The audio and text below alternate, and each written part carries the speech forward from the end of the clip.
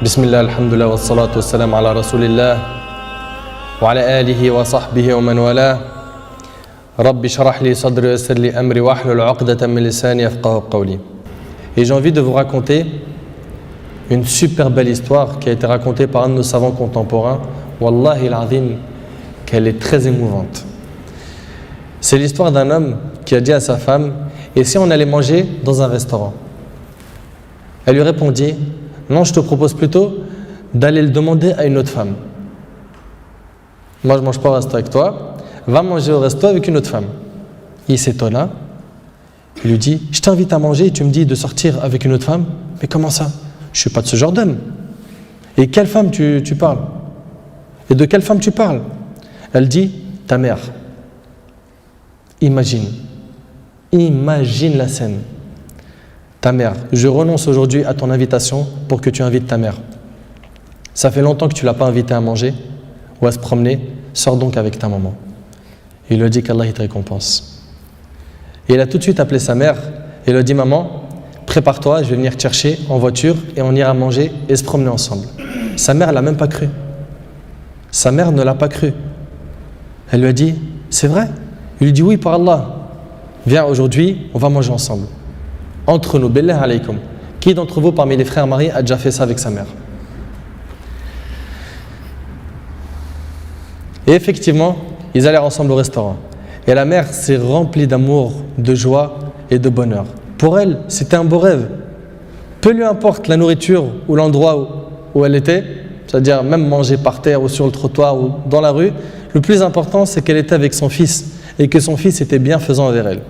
Et qu'il ne l'a pas oublié, qu'il ne l'a pas négligé en s'occupant de sa femme et de ses enfants, et elle passa un jour avec lui qui était l'un des meilleurs jours de sa vie. Elle lui dit au retour, l'homme dit à sa mère au retour: maman, t'es contente? La sortie t'a plu? Elle dit: oui, wallahi, c'était masha'Allah. Elle dit: oui, qu'Allah te récompense.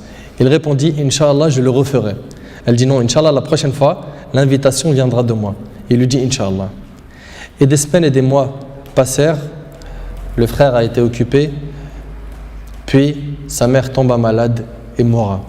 Qu'Allah lui fasse miséricorde. Son fils était très triste. Et quelques jours plus tard, il reçut une invitation au restaurant pour lui et une autre personne, et cette invitation était déjà payée. Étonné, il se demanda de qui vient cette invitation déjà payée. Il est parti alors avec son épouse au même endroit où il avait mangé avec sa mère, et là une lettre l'attendait de la part de sa mère. Il y avait écrit: mon cher fils, qu'Allah te récompense, je t'avais promis de t'inviter au même endroit pour manger, mais tu étais souvent occupé. Et maintenant je tiens ma promesse et je t'invite avec ta chère épouse, et je t'invite avec ta chère épouse, qu'Allah vous récompense.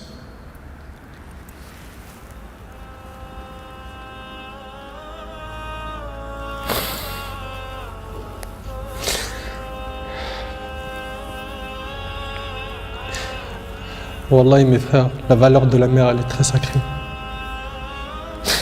Faut pas la mettre en colère. Cette histoire d'amour entre cette épouse et sa belle-mère est magnifique. J'espère que nos frères et sœurs vont tirer des leçons de ce genre d'histoire d'amour entre les épouses et les belles-mères et d'essayer de reproduire ce qui s'est reproduit dans cette histoire. C'est qu'après le décès de la mère qu'on connaît sa valeur. Votre mère, si elle a envie, profitez, embrassez-lui ses pieds. Demandez-lui pardon pour les manquements, pour les mauvais comportements. Vous récolterez le succès, Inch'Allah.